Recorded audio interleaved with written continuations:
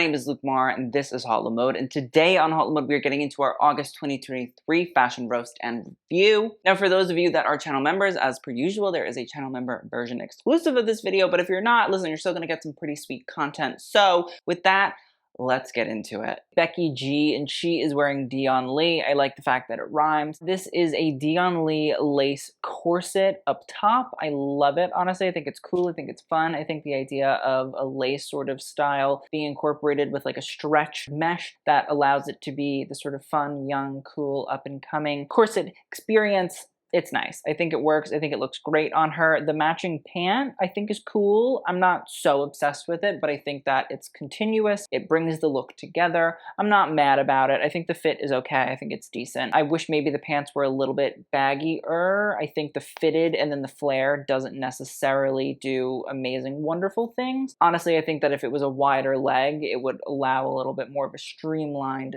feeling to the whole look. I like the fact that we have this white technical fabric jacket that's sitting on the arms. It's kind of like a shawl style. I think it's nice, brings everything together, adds a little bit of flow to the look. The white sneakers make sense. All in all, I think it's cool. I think it's nice. I like a Dion Lee. I like a Becky G. We're good. Next up, we have Beyonce. Listen, Beyonce has been Beyonceing. She has been working. She has been moving it. She has been grooving it. And first, we're going to talk about this look from Arturo Obegero, who is a Spanish designer based in Paris. And he has pulled out a look for Beyonce that I would say is different than the majority of the looks that we've seen for Beyonce regarding the Renaissance tour. A lot of the times, the looks are really sort of fitted. There's usually a much more sort of performance-y kind of wear feeling to a lot of Beyonce's looks. And if they're not, if it's from a designer that's maybe not, it always feels very performance wear. And I'm not saying that that's a bad thing. I think that there are really cool elements of it, but I think that this Arturo look is pretty different in that regard. I love this corset bodice situation going on. I think it's beautiful in this black. I think it's fitting in with what Beyonce has worn. She's worn a lot of these sort of performance corsets, but this feels a little bit more structured, which makes sense considering Arturo's work is heavily inspired by Spain and Spanish dress. We can also see that there is a neckline that is asymmetrical, which is really, really interesting. You have one side that the sort of lapel jumps up and sits right under her chin, but on the other side it is a little bit more open and ajar, but that little lapel also sort of reaches around the shoulder. It's strict and severe and very matador-esque, which I really, really love. I like the fact that we also have this lace skirt that flies out of it and creates a little bit more of a flow, a little bit more of a romantic element as well. I love the garters with the fishnets in black. Again, I just think that adds to this lingerie sort of feeling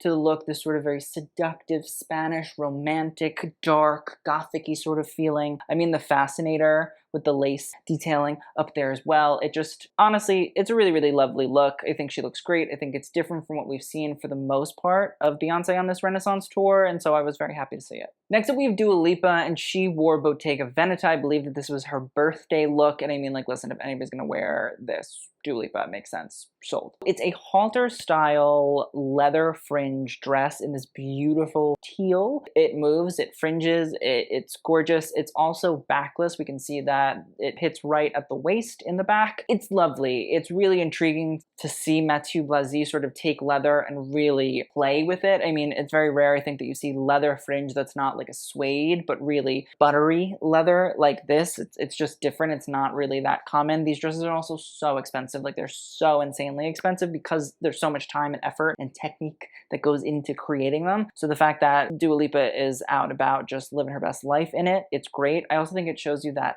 this piece can be fun, it can be cool, it can be young. I think a lot of people look at those dresses that are very expensive and people are like, oh, no, it's not for me. It's for an older customer, it's for a more pricier clientele. And I think that Dua does a really good job of showcasing that, like, listen, if you have the money, you want to wear it, because it's fun, it's frisky, it's cool, it's young, it's exciting, it's memorable. I love the color on her. The halter style is great. The fringe technique is also just so beautiful. So, sold.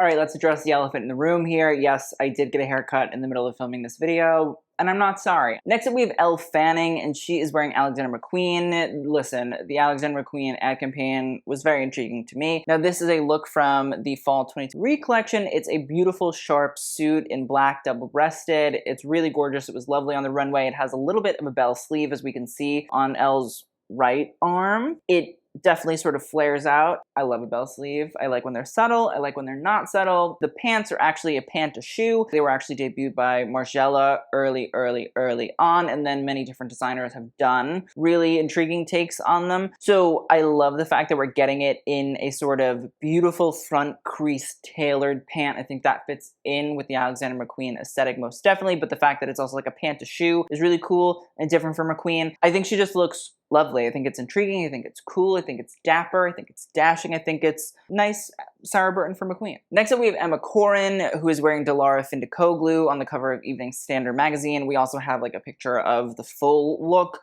Listen, if there was one dress that sort of encapsulated London Fashion Week last season, it was this Dilara Findikoglu dress. I mean, we've talked about it before. We talked about it for the July review because Hari Nef wore it for the Barbie red carpet in London, I believe. It's just an amazing dress. It's a beautiful, almost floor-length black gown with a nice sort of puffed shoulder and sleeveless element. Not only does the dress fit beautifully in this gorgeous black, but the body is sort of contoured by these, what seems to be antique cutlery pieces, whether it's different knives for butter knives or ladles and things like that. It also seems like some of the pieces look to be like rusted maybe. And then the skirt has a full sort of knife skirt. The bodice has a little sort of bust creation. It tapers into the neck. It tapers into the waist. It's really just a cool piece. It's something that you don't really see all that often from designers nowadays. Normally everybody's very serious, and this just is like cool. It's fun. It's funky. It's exciting. It's like what you want. It's what you need. It's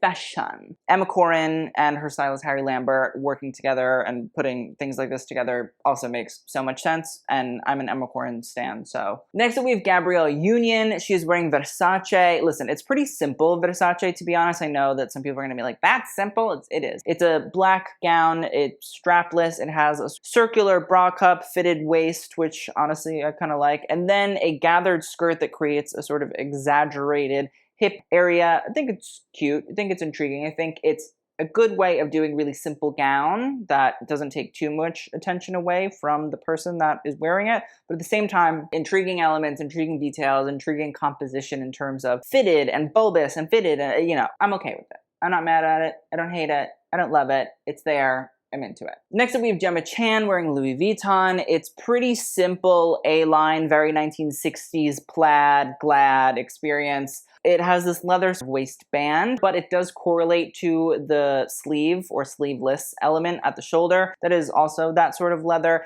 Listen, it's very 60s, it's very commercial, it's very easy, and honestly, I think it kind of makes sense. Nicolas Ghesquière has been doing very conceptual 1960s stuff for quite some seasons now, and I like the idea that there is a commercial aspect and element to those designs for the customer that wants it, but also doesn't really understand the more avant-garde, more over-the-top, more artistic element of Nicola.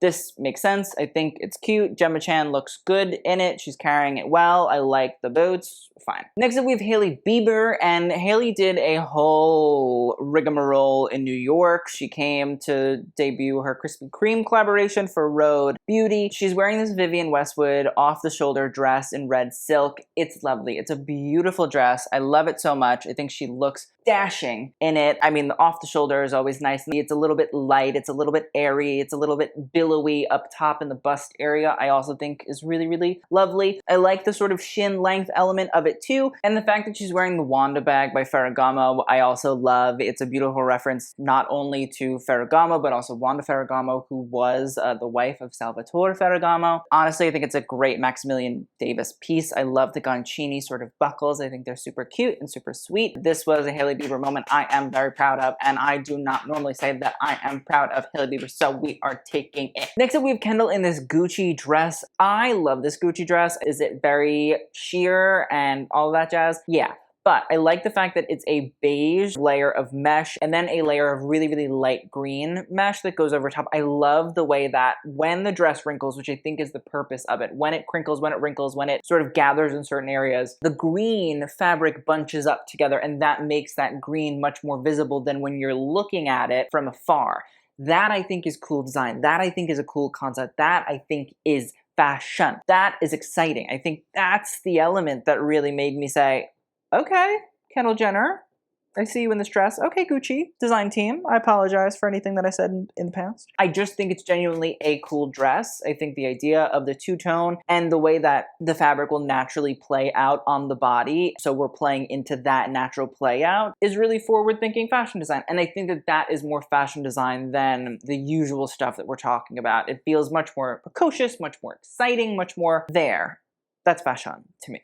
The last image we can see is Kylie in a denim set and a denim jacket, it seems. I think the denim jacket that is very much so open, plunging downward, and also, you know, cuts away, coated or treated with something to give it that sort of dark look. It's the same with the jeans that she's wearing. It's cool. I'm into it. I'm sold on this. Next up, we have Naomi Campbell for this Alexander McQueen advertisement. I love it. I think that beautiful dress is gorgeous. I love the cutouts. I love the way that the fabric strips pile along themselves and create this beautiful sort of movement and shape. I love the red on her. I think it's beautiful. I love the pose. Again, I think like this is how you say, oh, I'm a model. And it tells everybody on everything. So thank you, Naomi. Next up, we have Olivia Rodrigo, and she's wearing Patou. Now listen, I feel like Olivia recently has been going for this very 1960s sort of vibe, and I think Patou is a great brand to do that in. Here we have this, I believe it's a mohair dress by Patou by Guillaume Henry, who really is a star. Patou in the 1960s definitely was a brand that everybody loved. It kind of was brought back. It's where Karl Lagerfeld worked really early on in the 1920s. Patou was known for its sportswear. It was really very radical when it first came out. And now Patou is sort of being rebuilt in branding wise. I like the length of it. I love the mohair on her. I think it's cute. I think it's chic. I think it's lovely. I like the shin length boot. I think it's fun. I think it adds the 60s flair, which we've been seeing Olivia go for recently. I like the dress. I'm a fan. Next up, we have Sofia Richie Grange, who is on the cover of Town & Country, and she's wearing Chanel. She's wearing this big fascinator, and she's wearing this black sort of stretch dress by Chanel with white feathers that are poking out of the shoulders and the pelvic area. The whole thing was kind of like, she's a socialite and like quiet luxury. I don't love the cover. I don't love the dress. I just think it looks pieces of mozzarella on a big old black penny board. It just is like not exciting. It's not fun. It's not cool. It doesn't really do much. So the cover for me is not covering. Next up, we have Steve Lacy, who is wearing a full Saint Laurent men's look.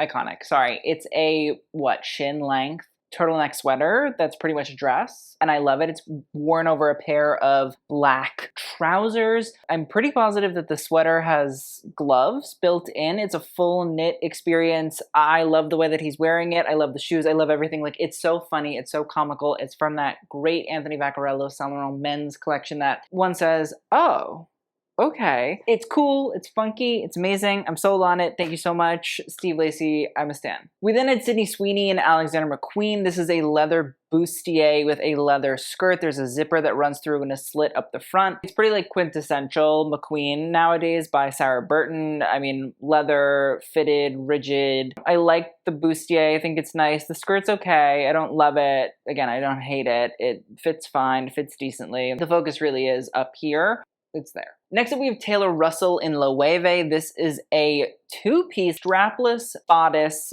bustier with an asymmetrical flounce ruffle that moves down the side. There is a sort of like drape going on in the bust detailing. It's sweet, it's petite, it's ready to eat. I love this brown. And then you have a, I'm gonna say angle length skirt in green in the same sort of wool fabric. Brown and green, normally, again, they're considered kind of ugly colors. They're not desirable. I'm pretty positive that Miuccia Prada once said that she loves brown so much because it's the least commercial color. I would say many people would be like, oh, it's not for me, it's brown. Taylor Russell's doing it. I think it's an intriguing design. Again, what's going on up here in the sort of neckline bust area. The fact that she's also wearing what looks like some sort of loafer is also sending me, because I'm like, she just said, I'm going for ugly girl core. It's hot.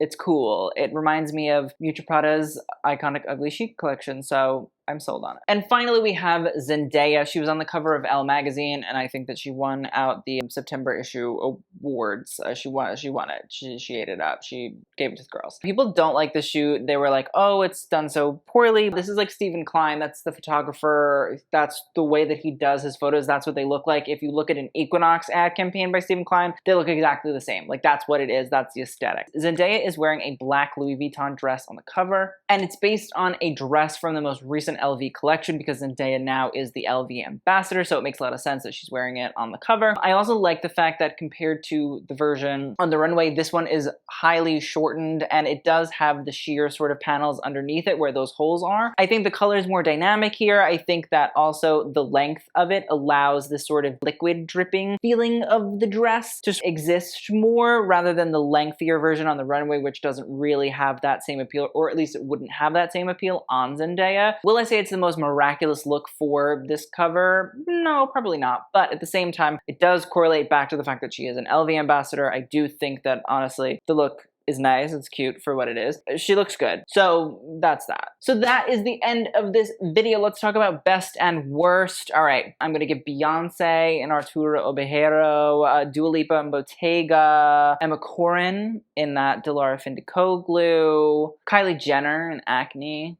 Yeah, that was good. I was a fan. Hailey Bieber. Yeah, there's a lot of people I normally would say no. As for worst, I'm gonna say Sofia Richie in that Chanel mozzarella moment. There's really not that much bad. I think this is shockingly a good one. Please let me know what you guys think of all the looks in the comments down below. I hope you guys enjoyed. I will see you guys in the next video, and TTYL.